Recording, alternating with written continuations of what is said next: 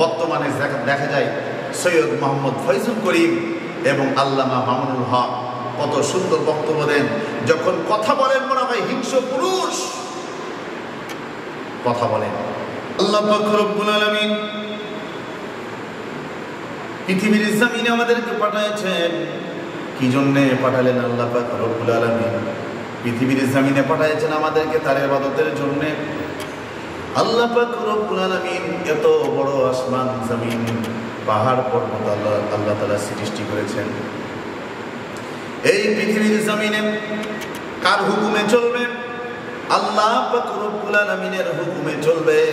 আল্লাহ পাক রব্বুল আলামিন যেই সিস্টেমে যে হিসাবে চলার হুকুম করেছেন আল্লাহ তাআলা স্পষ্ট করে দিলেন। আমার আল্লাহ বলেন, ওয়ামান আরাদা আন যিকরি ফাইন্না লাহু মাঈশাতান দানকাম ওয়া নাহশুরুহু ইয়াওমাল কিয়ামাতি আ'মা। আল্লাহ বলেন, এই পৃথিবীর জমিনে শুধু আমার আইন চলবে, কোনো মানুষের কোনো নেতা নেত্রীর আইন চলবে না, কোনো এমপি মন্ত্রী রাষ্ট্রপতি কোনো ক্ষমতাসীন ব্যক্তি কোনো কোটিপতি কোনো সমাজনীতি রাষ্ট্রনীতি কোনো মানুষের আইন চলবে না। পৃথিবীর জমিনে শুধু আমি আল্লাহর আইন চলবে। আমি আল্লাহ পাক রব্বুল আলামিন যে বিধান দিয়েছি আর তোমাদেরকে পৃথিবীর জমিনে পাঠিয়েছি আমি। নবীজি বলেন, আদ-দুনিয়া মাজরাতুল আখিরাহ, এই পৃথিবীটা তোমাদের জন্য খেয়াল স্বরূপ, তোমাদের পরীক্ষার হল। পরীক্ষার জন্য পৃথিবীর জমিনে পাঠানো হয়েছে। তাহলে এই কোরআনের আয়াত দ্বারা এবং হাদিস দ্বারা আমরা স্পষ্ট হয়ে গেলাম পৃথিবীর জমিনে আল্লাহ পাক রব্বুল আলামিন পাঠিয়েছেন আল্লাহর হুকুম মানার জন্য।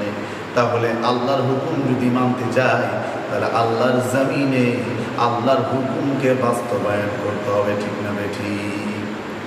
এই ব্যাপারে আল্লাহ পাক রব্বুল আলামিন বলেন, ওয়াজআলনাহুম আইম্মাতান ইয়াহদুনা বিআমরিনা ওয়া আওহাইনা ইলাইহিম ফি'লাল খায়রাতি ওয়া ইকামাস সালাতি ওয়া ইতাআজ যাকাত ওয়া আমারু বিল মা'রুফি ওয়া নাহাউ আনিল মুনকার ওয়া লিল্লাহি আকিবাতুল উমুর। আল্লাহু আকবার।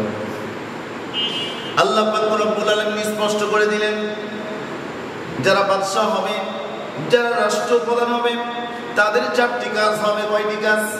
চারটি কাজ। এক নম্বর, নামাজ আদায় করবে, নামাজকে সমাজের মধ্যে প্রতিষ্ঠিত করবে, নামাজ সমাজের মধ্যে প্রতিষ্ঠিত হবে। দ্বিতীয় হচ্ছে যাকাত প্রতিষ্ঠিত করতে হবে, যাকাত প্রদান হয়, যাকাতকে প্রতিষ্ঠিত করতে হবে। তিন নম্বর, আমরু বিল মারুফ, আল্লাহর যেগুলো হুকুম, আল্লাহ পাক রব্বুল আলামিনের যেগুলো হুকুম রাসূল সাল্লাল্লাহু আলাইহি সাল্লাম যেগুলিকে হ্যাঁ করেছেন সেগুলোকে মুমিনদের জন্য বাস্তবায়ন করতে হবে। ওয়ানহা আনিল মুনকার, এবং যেগুলোকে না করেছেন সেগুলো মুমিন মুসলমানদের জন্য হারাম, সেগুলোকে বর্জন করতে হবে। এটা হচ্ছে একজন রাষ্ট্রপতি, রাষ্ট্রনায়কের দায়িত্ব। এরকম রাষ্ট্রনায়ক আমাদের প্রয়োজন। সমাজে পাবো এরকম। বর্তমানে দেখা যায় সৈয়দ মোহাম্মদ ফয়জুল করিম এবং আল্লামা মামুনুল হক কত সুন্দর বক্তব্য দেন। যখন কথা বলেন মনে হয় হিংস্র পুরুষ কথা বলেন।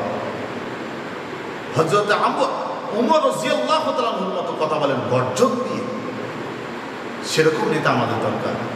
আল্লামা মামুনুল হককে সারা পৃথিবীর মানুষ পছন্দ করেন এবং মুফতি ফয়জুল করিম, আল্লাহু আকবার, চরমনাই ওনার কথাগুলো এত সুন্দর মধুর। জাহান্নামের বয়ান যখন শুনি তখন আমি নিজেও চোখের পানি ঠেকাতে পারি না, এত সুন্দর বয়ান। আসলে তারা আমলিয়াতের মানুষ। এরকম মানুষদেরকে আমাদের সমাজে প্রয়োজন। তাদেরকে উৎসাহিত করতে হবে।